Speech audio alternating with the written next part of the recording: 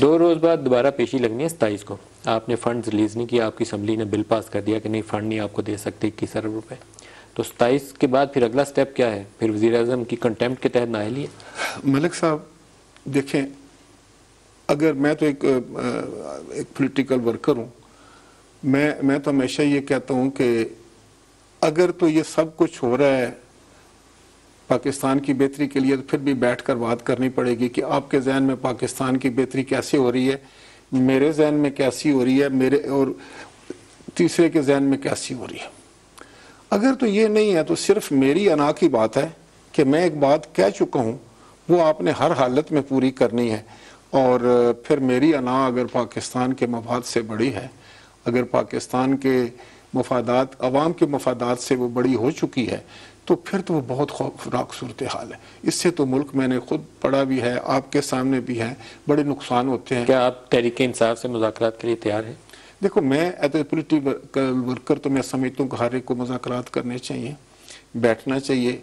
खौफनाक अंदाज से हमें एक दूसरे से नफरत नहीं करनी चाहिए। देखें, अगर फर्ज करो कि वो एक दूसरे से बात ही नहीं करते, तो हम तो जब असेंबली में होते हैं तो अपोजिशन में ट्रेजरी बेंचेस भी तो बात करते हैं।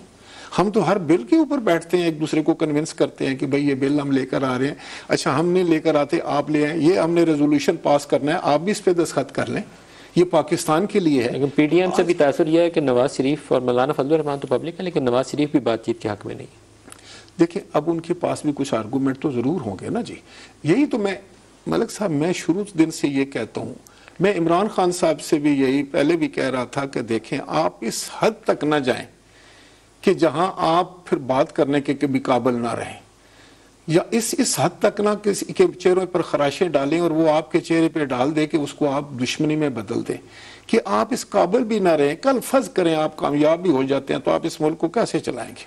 कौन चलाएगा इस मुल्क? देखिए, जमात इस्लामी से एक तजवीज़ आई थी कि आप ये हज वज के बाद इंतखाबात की तरफ चले जाएं। आज इमरान ने भी इंटरव्यू के अंदर एक जिक्र किया कि मई में असम्बलीज डिज़ोल्व करके जुलाई में इलेक्शंस कर लें। आप लोगों का तासुर यह है कि एंड सितंबर या अक्टूबर के शुरू में इंतखाबात मुमकिन है, उससे पहले 2 महीने का फ़र्क रह जाता है।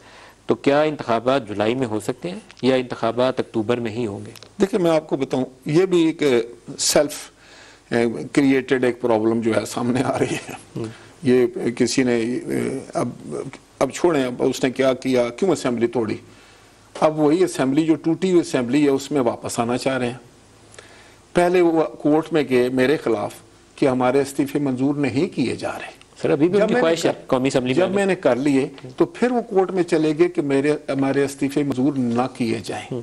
अब ये एक माइंड सेट है, लेकिन इस माइंड सेट को अगर आप समझें तो ये है कि ये या तो सोच समझ से फैसले नहीं करते, या तो बस ये आओ ताओ में कोई बात कर लेते हैं, या ये समझते हैं कि ये मजाक है, असेंबली तोड़ दो, क्या हुआ असेंबली टूट गई तो हम फिर आ जाएंगे। अगर आप नहीं आएंगे तो आप कहेंगे कि हमारे साथ तो जनाब वाला बहुत बड़ी धांधली हो गई है। कि अगर कुछ MNAs को किसी कोर्ट ऑर्डर से कौमी असेंबली वापस आने का रास्ता मिल जाए तो आप उन्हें खुशामदीद कहेंगे? देखिए, मैं समझता हूँ कि वो तो गए हुए हैं कोर्ट में। कोर्ट ने अभी, देखें, अब मैं आपको इसमें एक और दिलचस्प बात बताऊं कि जब ये इन्होंने इस्तीफे दिए तो मेरे खिलाफ इन्होंने बड़ा एक महाज बनाया कि जी ये तो पार्टीसन है, ये तो हमारे इस्तीफे मंजूर नहीं कर रहा है, इसलिए कि इनको हुकूमत कह रही है। मैं ईमानदारानी तौर पर आपको बताता हूँ, मैं समझ रहा था कि नहीं यार, एक इस्तीफा को मजाक नहीं है।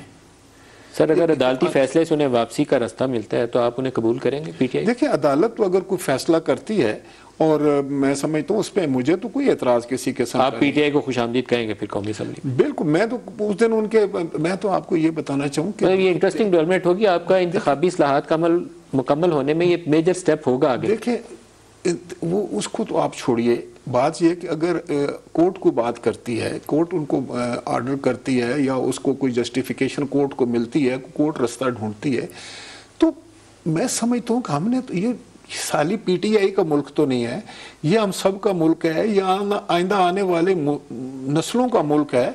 हमने कोई ऐसी आपस में जिद लगा कर नहीं बैठना है। अगर वो आकर बैठते हैं तो वो आकर बैठे, ये एक मुमकिन हल है जिसकी तरफ आप लोगों को तवज्जो देनी चाहिए। उन्हें कौमी असेंबली में एम्ब्रेस करके इंतखाबी इस्लाहात करें, सितंबर अक्टूबर में जब भी आपने इलेक्शन कराने हैं उसके ऊपर इत्तेफाक की राय करें और इस मुल्क को इस बहरान से निकाल दें। या आपको लीडरशिप दिखानी पड़ेगी। देखिए, मैं आपको बताऊं, मैं तो कहता हूं कि इस मुल्क को बहरान से निकालने के लिए जिस को जो भी कुर्बानी दे वो देनी है, उसके लिए जायज़ बनती है, और अपनी अना और जिद की कुर्बानी फौरन देनी पड़ेगी।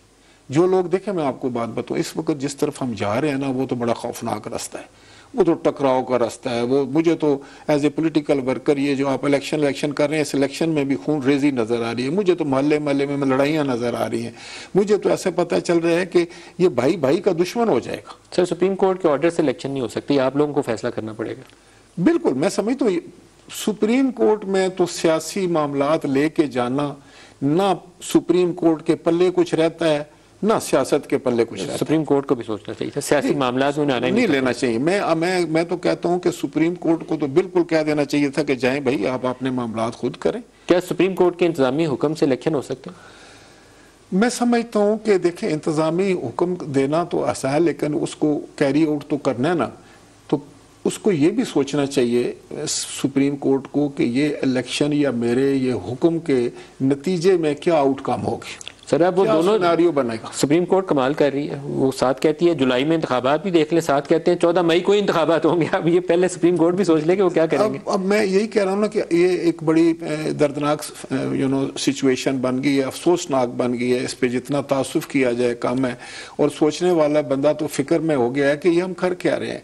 सुप्रीम कोर्ट भी कौन बैठे हैं? वो पाकिस्तानी बैठे हुए हैं ना जी, हमारे ही भाई बैठे हुए हैं, हमारे ही लोग हैं ना, कोई दुश्मन उन लोग की सुप्रीम कोर्ट तो नहीं है।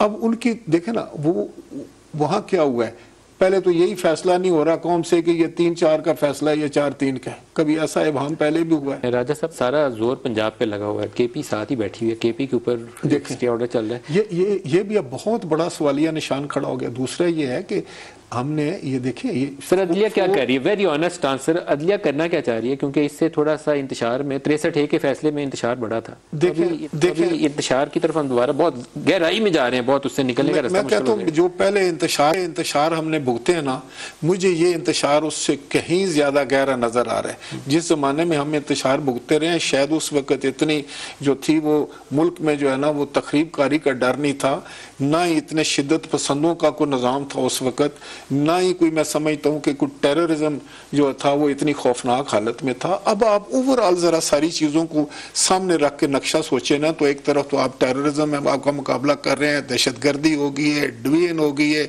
दूसरे ममालिक जो है दुश्मन ममालिक वहाँ इंटरफेरेंस कर रहे हैं, बलूचिस्तान में क्या हो रहा है, इर्द गिर्द क्या हो रहा है, वहाँ हमने जाकर ये शोशा खड़ा कर दिया है कि हम आपस में एक दूसरे से सियासत को हम सुप्रीम कोर्ट में ले गए। सुप्रीम कोर्ट जो है वो सियासत को पार्लियामान में ले आए। ये पता नहीं कि वहाँ सुप्रीम कोर्ट की जो सियासत है वो पार्लियामान में डिस्कस हो रही है, और पार्लियामान की सियासत जो है वो सुप्रीम कोर्ट में डिस्कस हो रही है। सर बिल्कुल एंड पे आ गए, आपको इंतखाबात नजर कब आते हैं? अक्टूबर में इंतखाबात हो जाएंगे?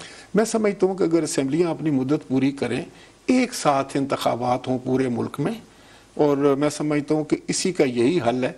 इस वक्त ये तो अब अजीब सी बात है कि हम कहें कि 14 मई का तो ऑर्डर उधर ही है, और आप लोग आपस में मिल बैठ भी लें और 27 को वापस आ जाएं।